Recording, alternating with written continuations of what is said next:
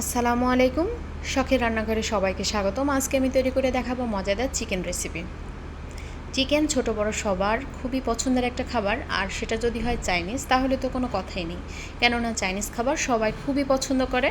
আর আমরা রেস্টুরেন্টে যখন যাই ফ্রাইড রাইসের সঙ্গে কিন্তু এই স্পেশাল চিকেন ভেজিটেবলটা খেয়ে থাকি। আর তাই আজকে আমি খুব সহজেই অল্প কিছু উপকরণ দিয়েই তৈরি করে দেখাবো চিকেন ভেজিটেবল। এখানে আমি কি মশলা ব্যবহার করেছি সেটা কিন্তু লিখিয়ে দিয়েছি, আশা করি আপনাদের বুঝতে কোনো অসুবিধা হবে না। আর আমার মনে হয় বাঙালি রান্নার থেকে চাইনিজ রান্নাটা অনেক বেশি সহজ আর অনেক বেশি মজাদার। এখানে আমি চিকেনটা খুব ভালোভাবে ভেজে নেব যেন একদম মচমচে হয়। চুলার আঁচটা অবশ্যই মিডিয়াম থেকেও কম রাখতে হবে, তা না হলে কিন্তু উপরের অংশ পুড়ে যাবে। আমার চিকেনগুলো ভাজা কমপ্লিট। এ পর্যায়ে আমি কিছু সবজি অ্যাড করব। এখানে আমি আমার পছন্দ মতো সবজি ব্যবহার করেছি, আপনারা চাইলে আরও বিভিন্ন রকম সবজি অ্যাড করতে পারেন।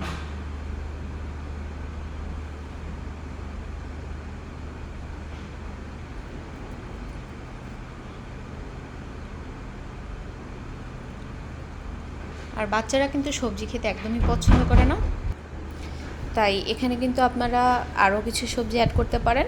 এটা অনেক বেশি টেস্টি আর অনেক বেশি মজাদার। বাচ্চারা তখন কিন্তু চিকেনও খাওয়া হবে, সবজিও খাওয়া হবে। আর সবজিটাকে বেশি সেদ্ধ করার কোনো প্রয়োজন নেই। এখানে আমি জাস্ট কর্নফ্লাওয়ার দিয়ে একটু পানি দিয়ে দেব, এর থেকে বেশি পানি দেওয়ার কোনো প্রয়োজন নেই। এটা দিয়ে যখন একটু পানিটা কমে আসবে ঠিক এই পর্যায়ে আমরা চিকেনগুলো দিয়ে দেব। চিকেনগুলো দিয়ে একটু নাড়াচাড়া করে নেব, নিয়ে অবশ্যই আপনারা কিন্তু লবণটা দেখে নেবেন ঠিকঠাক আছে কিনা।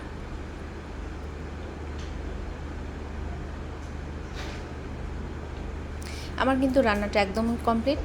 আশা করছি আপনারা সবাই ট্রাই করবেন আর অনেক ভালো লাগবে। আমাকে অবশ্যই কমেন্ট করে জানাবেন কেমন হয়েছে। আর সবাই ভালো থাকবেন। আল্লাহ হাফেজ।